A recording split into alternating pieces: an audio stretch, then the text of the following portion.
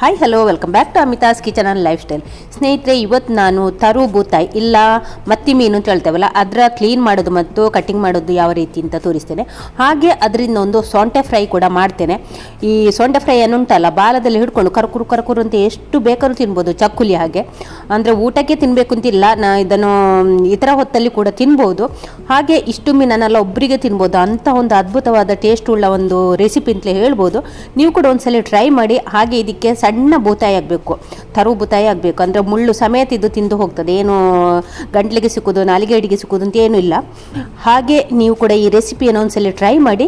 ನಿಮಗೆ ಇಷ್ಟ ಆದರೆ ಲೈಕ್ ಮಾಡಿ. ಹಾಗೆ ಬನ್ನಿ, ಇನ್ನು ಅಮಿತಾಸ್ ಕಿಚನ್ಗೆ ಹೋಗುವ ರೆಸಿಪಿಯನ್ನು ನೋಡ್ಕೊಂಡು ಬರುವ. ಹಾಗೆ ಸ್ನೇಹಿತರೆ, ಪೇಟೆಯಲ್ಲಿರುವವರು ಇಲ್ಲ ಫ್ಲ್ಯಾಟಲ್ಲಿರುವವರು ಇಲ್ಲ ಬಾಡಿಗೆ ಮನೇಲಿರುವವರಿಗೆ ಮೀನನ್ನು ಹೊರಗೆ ಹೋಗಿ ಕ್ಲೀನ್ ಮಾಡೋದು ಅಂದರೆ ತುಂಬಾ ಕಷ್ಟ ಅಲ್ಲ. ಹಾಗೆ ನಾನು ಒಳಗೆ ಒಂದು ಯಾವ ರೀತಿ ಕ್ಲೀನ್ ಮಾಡ್ಬೋದು ಅಂತ ನಾನು ನಿಮಗೆ ತೋರಿಸ್ತೇನೆ. ಹಾಗೆ ನೀವು ಕೂಡ ಈ ವಿಧಾನವನ್ನು ಅನುಸರಿಸ್ಬೋದು, ಮನೆಯ ಒಳಗೆ ಕೂಡ ಕ್ಲೀನ್ ಮಾಡ್ಬೋದು, ಯಾವುದೇ ವಾಸನೆ ಏನು ಅಂತ ಬರೋದಿಲ್ಲ. ಮೀನು ತಗೊಂಡಿದ್ದೇನೆ, ಅದಕ್ಕೆ ಈಗ ಸ್ವಲ್ಪ ಉಪ್ಪು ಹಾಕಿಕೊಳ್ಳೋದು. ಯಾಕೆಂದರೆ ಮೀನಿನ ವಾಸನೆ ತುಂಬ ಘಾಟು ವಾಸನೆ ಹೊಡಿದಿಲ್ಲ, ಅದಕ್ಕೋಸ್ಕರ. ಹಾಗೆ ನೀರು ಹಾಕಿಕೊಳ್ಳ, ಮುಳುಗುವಷ್ಟು ನೀರು ಹಾಕಿಕೊಳ್ಳ. ಇಲ್ಲಿ ನೋಡಿ, ಈ ಥರದ ಗೆರಟೆ ತಗೊಂಡಿದ್ದೇನೆ. ಈ ಎಡ್ಜ್ ಉಂಟಲ್ಲ, ಸ್ವಲ್ಪ ಶಾರ್ಪ್ ಆಗಿದ್ರೆ ಒಳ್ಳೇದು, ಸ್ವಲ್ಪ ತೆಳ್ಳಗಿನ ಎಡ್ಜ್ ಇದ್ರೆ ಒಳ್ಳೇದು. ಈ ಥರದ ತಗೊಂಡಿದ್ದೇನೆ. ಇದರಲ್ಲಿ ಯಾವ ರೀತಿ ನಾನು ಮೀನನ್ನು ಕ್ಲೀನ್ ಮಾಡೋದು ಅಂತ ನಾನು ನಿಮಗೆ ತೋರಿಸ್ತೇನೆ. ಆನಂತರ ಮೀನನ್ನು ನೋಡಿ ನೀರಿನ ಒಳಗೆ ಇಟ್ಟುಕೊಳ್ಬೇಕು. ಆನಂತರ ಇದು ಉಂಟಲ್ಲ, ಗೆರಟೆ ಉಂಟಲ್ಲ, ಅದರಲ್ಲಿ ಇಟ್ಕೊಳ್ಳಿ, ಹೀಗೆ ತಗೊಂಡು ಬರಬೇಕು. ಅಂದರೆ ಇದು ನಮಗೆ ಇಲ್ಲಿ ರಟ್ಟುದಿಲ್ಲ. ನೋಡಿ ಮನೆ ಒಳಗೆ ನಾವು ಕ್ಲೀನ್ ಮಾಡೋದಾದ್ರೆ ಹೀಗೆ ಕ್ಲೀನ್ ಮಾಡಿಕೊಳ್ಬೋದು. ನೋಡಿ, ಅಂದರೆ ಇದು ಸಪೋರ್ಟ್ ಕೊಡ್ತದಲ್ಲ ಹೊರಗಿಂದ ರಟ್ಟದಾಗೆ. ಹೀಗೆ ನೋಡಿ ಈಸಿಯಾಗಿ ಕ್ಲೀನ್ ಆಗ್ತದೆ. ನೀರಿನೊಳಗೆ ಇಟ್ಕೊಳ್ಬೇಕು ಮಾತ್ರ. ಹೀಗೆ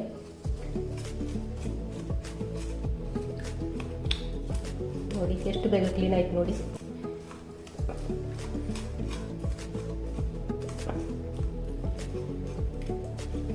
ಎಲ್ಲವನ್ನು ಕೂಡ ಇದೇ ರೀತಿ ಮಾಡಿಕೊಂಡ್ರೆ ಆಯ್ತು. ನೋಡಿ, ನಾನು ಮೀನು ತೋರಿಸ್ತಾ ಇದ್ದೇನೆ. ಮೀನು ತಗೊಂಡಿದ್ದೇನೆ, ನೀರಿನೊಳಗೆ ಇಟ್ಕೊಳ್ಬೇಕು. ನೋಡಿ, ರಟ್ಟುದಿಲ್ಲ. ಇದರ ಇದುಂಟಲ್ಲ, ಸಿಪ್ಪೆ ಉಂಟಲ್ಲ, ಹೊರಗೆ ರಟ್ಟುದಿಲ್ಲ, ನೀರಿನೊಳಗೆ ಇತ್ತು. ಮತ್ತೆ ಈ ಗೆರಟೆದು ಸಪೋರ್ಟ್ ಉಂಟಲ್ಲ,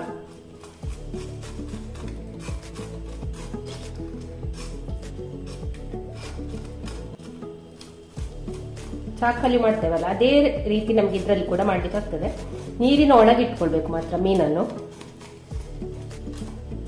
ನೋಡಿ, ಎಲ್ಲ ಕೂಡ ಬೇಗ ಬೇಗ ಮಾಡಿಕೊಳ್ಬೋದು. ನಮಗೆ ಚಾಕಲ್ಲಿ ಮಾಡ್ತೇವಲ್ಲ ಅದೇ ರೀತಿ ಮಾಡಿಕೊಳ್ಬೋದು. ಹಾಗೆ ನೋಡಿ, ಮೀನು ಕ್ಲೀನ್ ಆದ ನಂತರ ಇದರ ಎರಡು ಸೈಡನ್ನು ತೆಗಿಬೇಕು. ಹೀಗೆ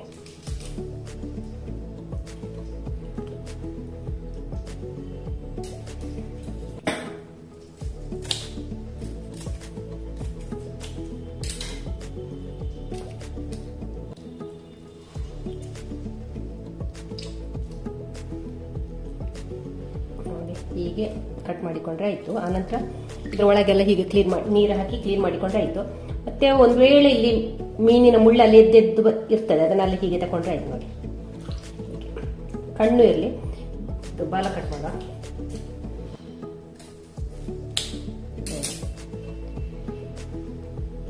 ಇನ್ನೊಂದು ಮಾಡಿ ತೋರಿಸ್ತೇನೆ ನಿಮಗೆ. ಸೈಡನ್ನು ಹೀಗೆ ತೆಗೆದು ನಂತರ ಹೀಗೆ ತಗೊಂಡ್ರಾಯ್ತು. ಇದನ್ನು ತೆಗೆಯುವ.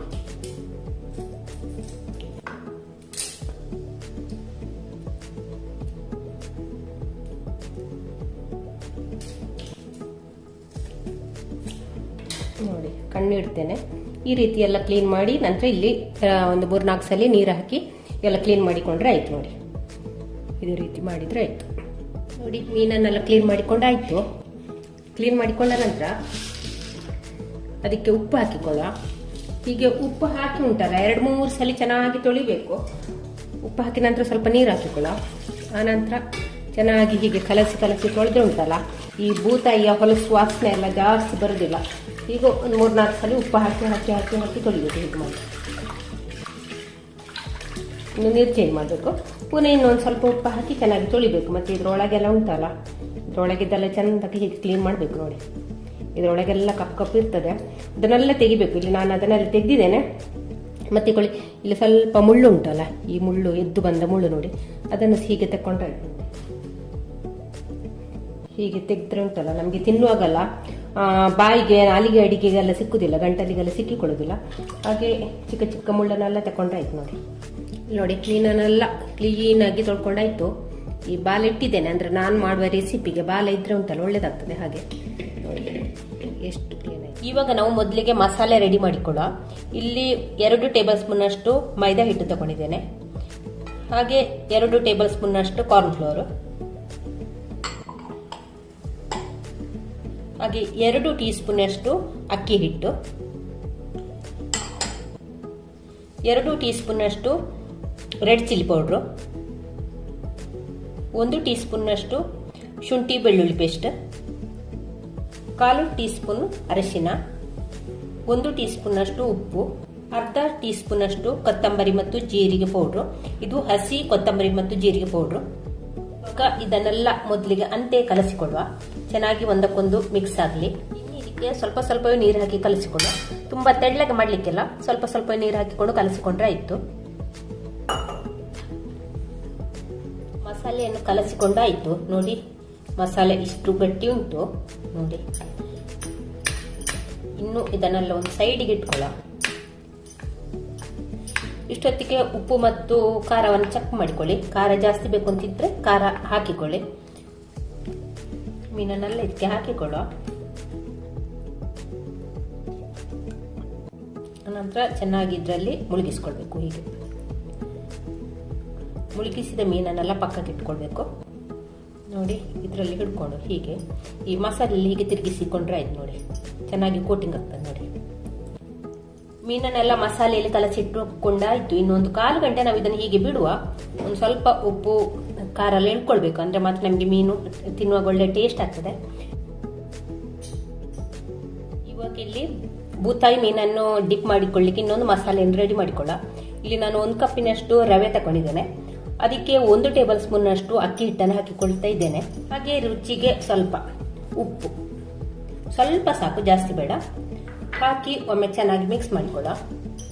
ಈ ಅಕ್ಕಿ ಹಿಟ್ಟು ಮತ್ತು ರವೆ ಚೆನ್ನಾಗಿ ಒಂದಕ್ಕೊಂದು ಬೆರಿಬೇಕು. ಹಾಗೆ ನಾವು ಹಾಕಿದ ಉಪ್ಪು ಕೂಡ.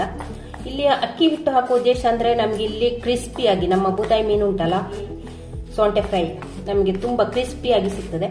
ಅದಕ್ಕೋಸ್ಕರ ಇಲ್ಲಿ ನಾನು ಅಕ್ಕಿ ಹಿಟ್ಟು ಹಾಕಿಕೊಂಡಿದ್ದೇನೆ. ಹಾಗೆ ಚಿಟಿಕಿ ಉಪ್ಪು ಹಾಕಿದ್ರು ಕೂಡ ತುಂಬಾ ಒಳ್ಳೇದಾಗ್ತದೆ. ಇದು ಸ್ವಲ್ಪ ಸಪ್ಪೆ ಸಪ್ಪೆ ಅನಿಸ್ತದೆ. ಹಾಗೆ ಬೂತಾಯಿ ಮೀನಿಗೆ ಈಗಾಗಲೇ ನೀವು ಮಸಾಲೆಗೆ ಉಪ್ಪು ಜಾಸ್ತಿ ತಿಂತಿದ್ರೆ ಈ ರವೆ ಕಲಸುವಾಗ ಹಾಕಿಕೊಳ್ಬೇಕು ಅಂತಿಲ್ಲ. ನೋಡಿ ಇಲ್ಲಿ ಚೆನ್ನಾಗಿ ಮಿಕ್ಸ್ ಆಯಿತು. ನೋಡಿ ಮಸಾಲೆಯಲ್ಲಿ ಅದ್ದಿ ಈಗ ಸುಮಾರು ಒಂದು 1/4 ಗಂಟೆ ಆಯಿತು. ಇನ್ನು ಇದನ್ನು ನಾವು ಈ ರವೆಯಲ್ಲಿ ಡಿಪ್ ಮಾಡಿಕೊಳ್ಬೇಕು. ನೋಡಿ ಈ ಬಾಲವನ್ನು ಹಿಡಿದು ಹೀಗೆ ಚೆನ್ನಾಗಿ ತಿರುಗಿಸ್ಕೊಂಡ್ರೆ ಆಯ್ತು. ನೋಡಿ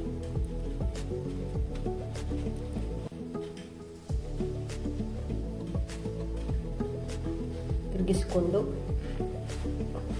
ಸೈಡಲ್ಲಿ ಇಟ್ಕೊಳ್ಳುವ ಎಲ್ಲ. ನಾವಿಲ್ಲಿ ರವೆಯಲ್ಲಿ ಡಿಪ್ ಮಾಡಿದ ತಕ್ಷಣ ನಮಗೆ ಇಲ್ಲಿ ಫ್ರೈ ಮಾಡೋದು ಬೇಡ. ಒಂದು ಸ್ವಲ್ಪ ಹೊತ್ತು, ಒಂದು 2-3 ನಿಮಿಷ ಬಿಟ್ಟು ಫ್ರೈ ಮಾಡಿದ್ರೆ ಒಳ್ಳೇದು. ಎಲ್ಲವನ್ನು ಕೂಡ ಮೊದಲಿಗೆ ನಾವೀಗ ಹೀಗೆ ಎಲ್ಲ ರವೆಯಲ್ಲಿ ಡಿಪ್ ಮಾಡಿ ಇಟ್ಕೊಳ್ಳುವ.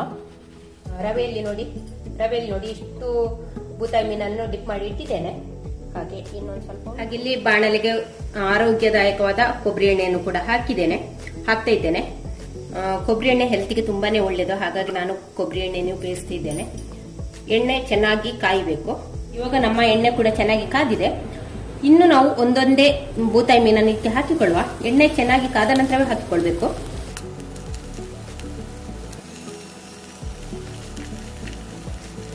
ಇವಾಗ ಇಷ್ಟೇ ಮೀನು ಸಾಕು. ಇನ್ನು ಇದು ಬೆಂಕಿಯನ್ನು ಮೀಡಿಯಂ ಫ್ಲೇಮಲ್ಲಿ ಇಟ್ಟುಕೊಂಡು ಫ್ರೈ ಮಾಡಿಕೊಂಡ್ರೆ ಆಯಿತು. ಇಲ್ಲಿ ನೋಡಿ ಮೀನೆಲ್ಲ ಒಂದು ಸೈಡ್ ಫ್ರೈ ಆದ ನಂತರ ಇದನ್ನೆಲ್ಲ ಮಗುಚಿ ಹಾಕಿಕೊಂಡ್ರೆ ಆಯಿತು.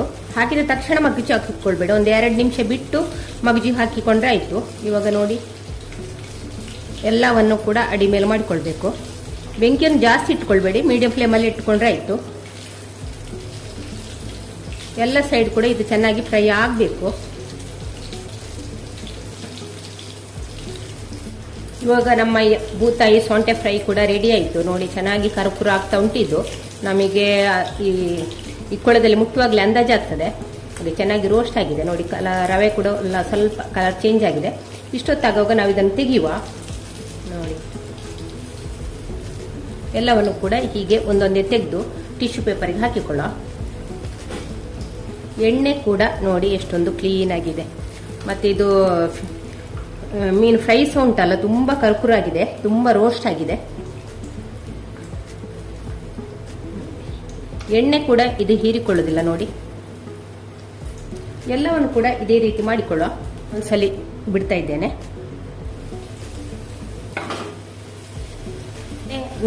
ಮೀನು ಇಲ್ಲಿ ಎಣ್ಣೆಯಲ್ಲಿ ಮುಳುಗಬೇಕು, ಅಷ್ಟು ಎಣ್ಣೆ ಹಾಕಿಕೊಳ್ಬೇಕಾಗ್ತದೆ. ನಾವು ಸ್ವಲ್ಪ ಎಣ್ಣೆ ಹಾಕಿದ್ರೆ ಇಷ್ಟೊಂದು ಕ್ರಿಸ್ಪಿಯಾಗಿ ಸಿಗುದಿಲ್ಲ.